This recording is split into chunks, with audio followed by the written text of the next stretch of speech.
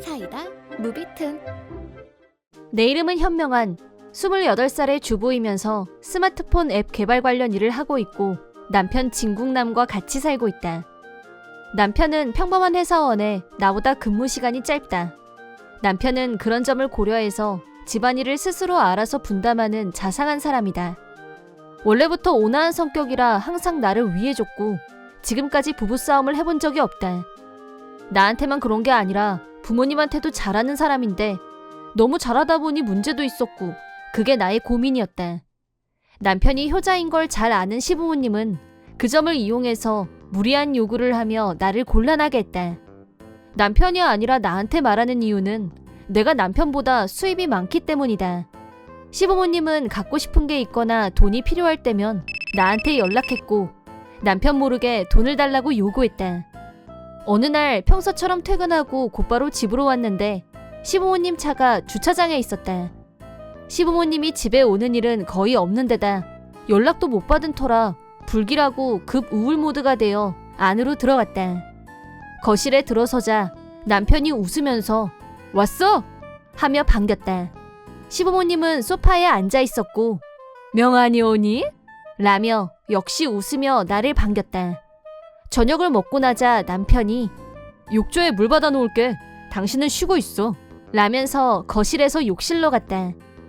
남편이 자리를 뜨자 시어머니가 얼른 명안아, 집에 텔레비전이 고장났는데 새 거 하나 사줄 수 있지? 라며 돈 얘기를 했다.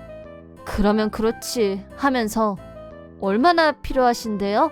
라고 묻자 이왕 바꾸는 거 좀 더 큰 걸로 하고 싶은데 대강 500만 원은 있어야 뭐가 되지? 라고 했다. 순간 시겁한 나는 500만 원이요? 갑자기 그런 큰 돈을 제가 어디서 내요? 라고 놀라서 소리치자 시아버지가 벌떡 일어서서 쉿! 목소리 낮춰! 국남이 듣겠다. 아무튼 500만 원 빠른 시일 내에 입금해. 안 그러면 국남이한테 텔레비전 사달라고 조를 거니까 그렇게 알고. 라고 협박조로 나왔다. 시아버지는 항상 이런 식으로 남편을 못살게 굴겠다는 말로 나를 협박하면서 돈을 뜯어가는 상습범이었다. 지금까지 옷이며 시계 등등 항상 이런 식으로 요구했고 그때마다 돈을 줄 수밖에 없었다. 하지만 이번에는 상당한 고액을 요구했고 나도 쉽게 툭 하고 내줄 수 있는 형편이 못 됐다. 내가 안 된다고 하려는 순간 남편이 거실로 들어왔고 목욕 준비 다 됐어 라고 했다.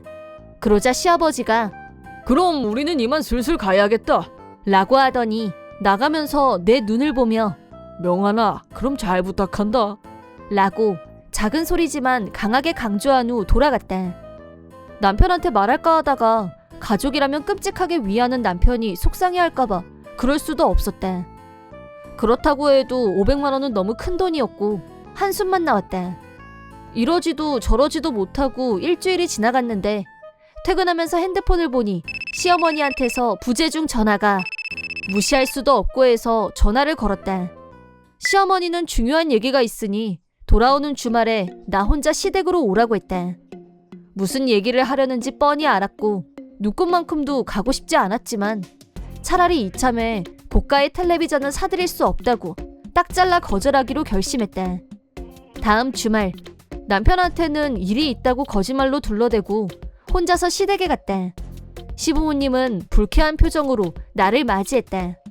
시아버지는 첫마디부터 텔레비전은 왜 여태 소식이 없냐? 전화 한 통 없이 누구 속 터지는 꼴 보고 싶어서 그래? 설마 시침이 떼고 넘어가려는 건 아니겠지? 라며 험악하게 나왔다. 분위기에 눌려서 시키는 대로 끌려갈 뻔했지만 나는 용기를 내서 텔레비전은 못 해드려요. 너무 비싸고 전 그런 돈도 없어요. 라고 딱 그 말만 하고 불같이 화를 내는 시부모들을 무시하고 시댁에서 바로 뛰쳐나왔다. 일단 거절하는 데는 성공했지만 순순히 포기하고 물러설 사람들이 아니었기 때문에 찜찜한 기분은 여전히 남아있었다. 그러고 난 후 반년 정도 시부모들한테서 아무 연락도 없었다. 그때 거절한 게 생각보다 효과가 있었나? 하고 안심하고 있던 어느 날 갑자기 반년 만에 시어머니한테서 연락이 왔는데 이번에도 나더러 혼자서 시댁에 오라고 했다. 남편에 관한 중요한 얘기가 있다고 해서 이것저것 가리지 않고 시댁으로 향했다. 시댁에 들어가자 시어머니가 너 오래간만이다 라고 하길래 국남 씨하고 관련된 중요한 얘기가 뭐예요? 라고 물었다. 그건 그냥 한 말이고 진짜 널 부른 이유는 더 중요한 일이 있어서야 라고 했다. 남편을 미끼로 나를 불러들인 거면 아마도 또 돈 얘기를 하려는 게 분명했다. 시아버지는 봉투에서 서류를 꺼내서 나한테 보라고 줬다. 내용은 아파트 은행 대출 서류였다. 이건 또 뭔가 싶어서 아무 말도 못하고 있는데 시어머니가 너 월급 많이 받는 거 다 안다 라고 했고 그 말을 이어받은 시아버지는 대출금 부탁한다 라며 이번엔 통장을 줬다. 저더러 이걸 갚으라고요? 말도 안 돼요 라고 하자 시아버지가 그럼 내가 매달 네 회사 앞에 가서 지키고 서 있을 수밖에 라고 으름장을 놨다. 회사에까지 피해를 주는 건 있을 수 없는 일이었다. 시아버지가 매달 회사를 찾아오게 내버려둘 수도 없고 이번엔 정말 답이 안 나왔다. 서류와 통장을 받아들고 집에 들어오자 남편이 평소와 똑같이 왔어? 하고 웃으며 나를 맞이했다.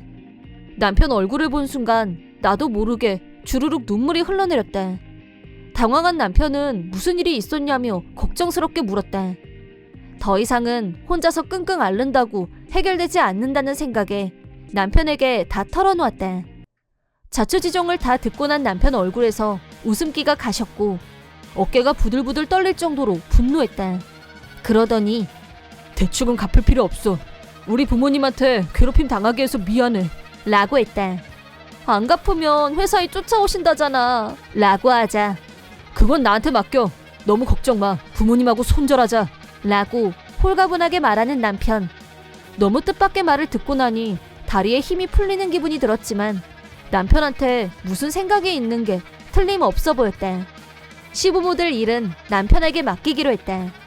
며칠 후 회사에서 점심시간에 도시락을 먹고 있는데 갑자기 남편이 보였다. 그러더니 우리 회사 상사가 남편을 데리고 사장실로 들어갔다. 이 상황이 이해가 안 된 나는 멘붕이 왔고 한참 지나서 남편이 사장실에서 나왔다. 그냥 나가려는 남편에게 대체 여긴 왜 왔고 사장님하고 무슨 얘기했냐고 묻자 남편은 시부모들 일을 본인이 직접 사장님에게 설명했다고 말했다. 사장님께 직접 혹시 시부모들이 회사로 나를 찾아오면 해외로 발령 나서 없다고 말해달라고 부탁드렸더니 알았다고 대답하셨다고 했다. 다음 달 대출금 변제가 시작되자 시부모한테서 매일 전화기에 불이 나게 전화가 왔다. 남편이 절대 받지 말고 무시하라고 하길래 시키는 대로 했다. 핸드폰으로 통화가 안 되자 회사로 전화해서 나를 찾았는데 사전에 사장님한테 지시를 받은 안내데스크 담당자가 내가 해외 발령을 받고 출국해서 여기에 없다고 말했다. 그 덕분에 시부모들이 회사로 다시 전화하는 일은 없었지만 다시 내 핸드폰으로 하루에도 몇십 통씩 전화가 걸려왔다. 그렇게 매일 시달리면서 참고 견디기를 1년. 시부모한테서 걸려오던 전화가 뚝 끊어졌다. 처음엔 자기들 저금을 털어서 대출금을 알아서 갚았는데 저금이 다 떨어지자 대출금이 밀리기 시작했고 결국 시부모들은 살던 집을 몰수당하고 집에서 쫓겨났다고 한다. 효자였던 남편까지 돌아서게 만든 무모한 시부모들에게 남은 건 거액의 빚뿐이었다. 지금은 허름한 집에 살면서 빚을 갚아나가고 있다고 한다. 정년 퇴임 후에도 시아버지는 계속 일자리를 찾아야 했고 노구를 이끌고 힘든 육체 노동도 마다할 수 없는 처지였고 공사 현장에서 고생하고 있다고 한다. 평생 전업주부였던 시어머니는 일자리를 찾는 게 무척 힘들었다는데 지금은 학교 화장실 청소 알바를 하고 있다고 한다. 맞벌이 하면서 열심히 돈을 벌고 있지만 매달 빚을 갚고 나면 생활비는 거의 남지 않았고 쪼들리고 힘든 생활을 이어갈 수밖에 없는 상황이라고 한다. 남편은 시부모들의 상태를 다 알고 있지만 자기들이 판 무덤이라며 동정하지 않았다. 그런 남편 덕분에 고민도 해결되고 남편과 더 평화롭고 행복하게 잘 살고 있다. 회사도 잘 나가고 수입도 올라가고 우리 부부는 드디어 내 집 장만에 성공했다. 새 집, 새 환경은 쾌적 그 잡채. 일하는데도 더 활력이 솟아났다. 이런 쾌적한 생활을 계속 유지하기 위해서 더 열심히 일하고 남편과 지금처럼 서로 협조하면서 슬기롭게 살아야겠다고 생각했다. 자기 부모님한테서 나를 구해줬을 때 효자라고만 생각했던 남편이 완전히 다른 사람으로 보였다. 자상하고 가족을 최우선으로 생각하지만 남편이 선악, 정의와 불의의 구분이 확실한 사람이란 걸 처음으로 실감하게 된 순간이었다. 세상에서 제일 든든한 남편, 앞으로 더 사랑하고 소중히 여겨야겠다는 다짐을 해본다. 이번 영상은 어떠셨나요? 재밌게 보셨다면 구독, 좋아요에 댓글까지 달아주시면 감사하겠습니다. 그럼 다음 영상에서 만나요.